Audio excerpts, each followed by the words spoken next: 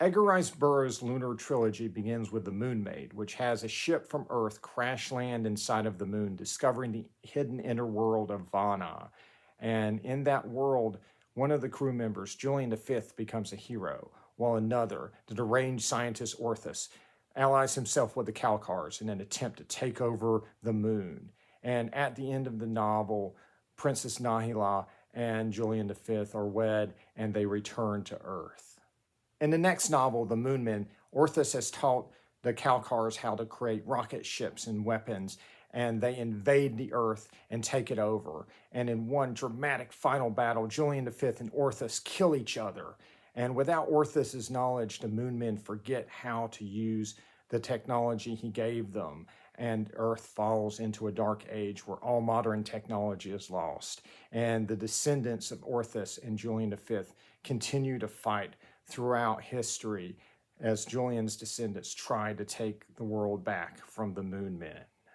In the final novel, The Red Hawk, they finally succeed in driving the Calcars from America. Julian XIX, the Red Hawk, drives them into the sea. And he isn't worried about the surviving Calcars because if the sea doesn't get them, then he figures that they'll simply sail off the edge of the earth. But my friends, we know that the world is not flat. So what did happen to the Calcars after the end of the last novel? Well, of course, they end up on the shore of Africa, where they conquer the peaceful inhabitants there. And they find a Gridley wave transceiver that allows them to contact their allies on the moon, who send reinforcements. And so once again, the world is under threat of being conquered by the Moonmen, with only the proud warriors of the Waziri standing in their way. And so in the Waziri's darkest hour, they reach back through time to summon their greatest champion, Tarzan of the Apes. And so yes, this is a review of Tarzan versus the Moonmen. This is a plot line that ran in the Dark Horse Tarzan series back in the 90s from Tarzan 17 through 20. This was late 1997 through early 1998.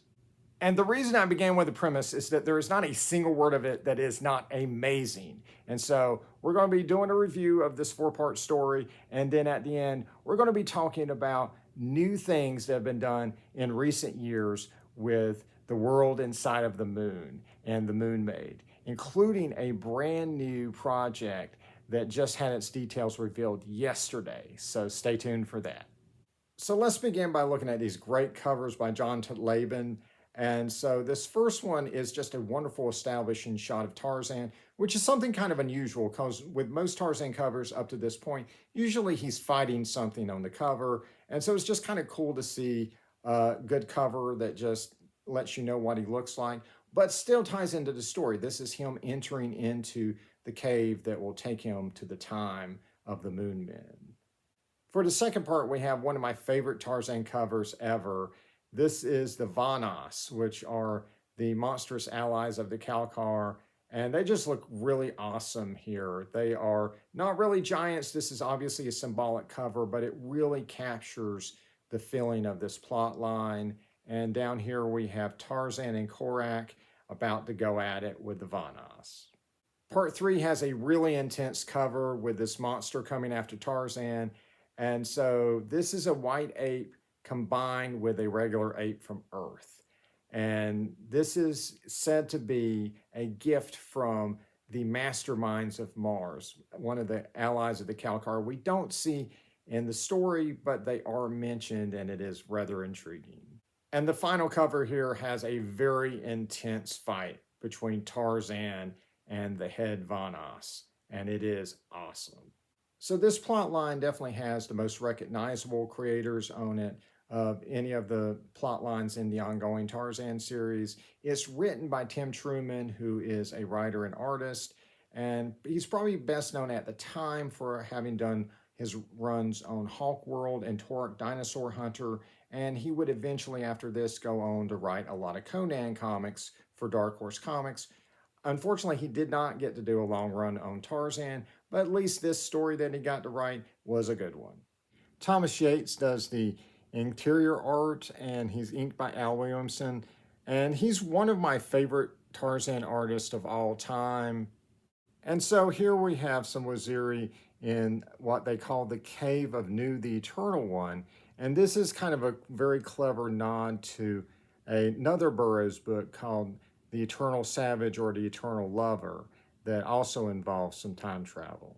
And so they encounter a man in the cave that they believe to be a ghost, but it's actually a Chief Maviro from the future who's using the cave to come back to the past.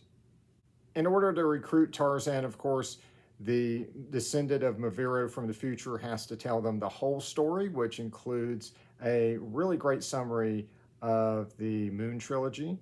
It's obviously very summarized, but Yates does a great job of drawing it, and it's just really cool to see in comic book form. And then, of course, we get to the part where they land in Africa and the Waziri have to fight them. It is pretty fantastic to believe that the Waziri would still be living as their ancestors did that far into the future. But then again, that's always kind of been the idea behind Tarzan, is that he's always in these isolated swaths of jungle, mostly untouched by the outside world, where Africans do live like that, and there are all kinds of lost cities and lost civilizations hidden from the rest of the world. And so why go back in time to get Tarzan? Because he's just one guy. But you got to remember that Tarzan does have a pretty good track record in war, right? He's fought in 2 world wars, he's fought in countless wars and won in lost civilizations. And so it's sort of like going back in time and getting like Achilles or General Patton or something like that. There's nothing here to address why Tarzan isn't there in the future. Presumably, at some point, he either disappears or dies. And so for our villains, we have Ortis, who is a descendant of Orthus, who leads the Kalkars. And we have his daughter Shanila, who is a princess who has a very interesting subplot of her own. And then we have the Vanas, who are from the moon, and they come down in rocket ships to aid the Kalkars in taking over the planet. But unknown to the Kalkars, things have changed on the moon, and things get kind of really interesting later in the story. And they also bring down a bunch of flying technology from the moon, which also helps in battle. Tarzan is aided in battle by, of course, the Waziri, but also his son Korak, who comes to the future with his father, and here he has his trusty rifle. And it's just such an epic plotline. Tarzan, Korak, and the Waziri take on an entire army from the moon to save the world. I mean, how cool is that? So I did have a few minor issues with this plotline. There are a few mistakes here and there. Some of the ape language, the language of the Mangani that Tarzan would speak, didn't necessarily line up with the English translation. But the mistakes you'll notice the most are probably the ones that are in English. In the 3rd issue in this panel, Tarzan says, for the Gomangani, the great apes, when most likely he means Mangani, which is a word that does mean great ape. Also in the 3rd issue, the chief of the Waziri, who is named Maviro, just like his ancestors, is called Basuli in this 3rd issue, and only this 3rd issue. And I went ahead and purchased the Tarzan Omnibus on Amazon Comixology, and I found that those mistakes had not been corrected. But it is kind of a time-honored tradition to not correct mistakes in reprints. I guess they're part of history. And the final issue does feel a little bit compressed. There are just some scenes here, especially the ending, that just feel like they end a little bit abruptly. And so just a few more pages to flesh things out. Plus, Korak had a very satisfying plot line throughout here, but he just doesn't get to do much in the final battle. Just a little bit more space would have helped. But those are very, very minor gripes for an otherwise amazing plot line. And oh yeah, this happens to be the final plot line for the ongoing series. This is actually the last issue of the Tarzan ongoing series from Dark Horse. And so why was that? Well, I can't tell you because they don't say. But what I can tell you is that historically, Dark Horse really doesn't do many ongoing series. Dark Horse is very reliant on mini-series.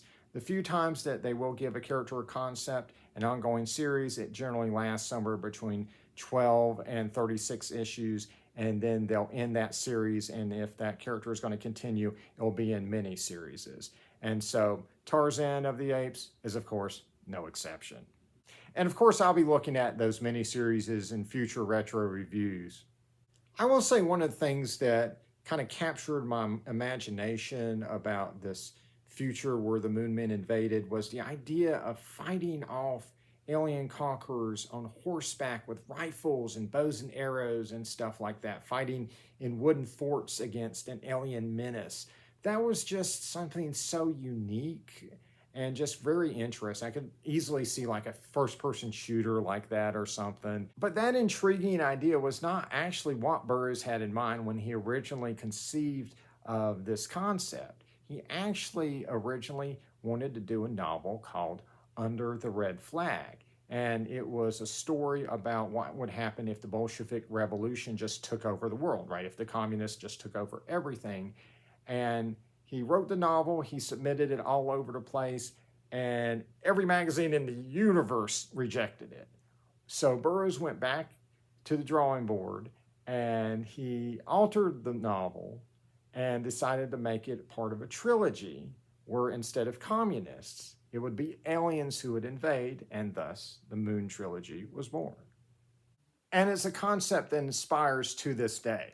Those gorgeous paintings I showed you guys at the beginning, those were done by Mark Wheatley for a pitch for a TV show based on the Moon Trilogy. So currently on EdgarRiceBurroughs.com, as part of their comic strip subscription, there is a Moonmen comic strip that is adapting the original novel, and it's slowed to a trickle lately, but hopefully they can get the production back up. But I gotta tell you guys, it is a great, great ride. There's also a new novel that's come out in recent years, Swords Against the Moonmen. It's a Wild Adventures novel by Christopher Paul Carey.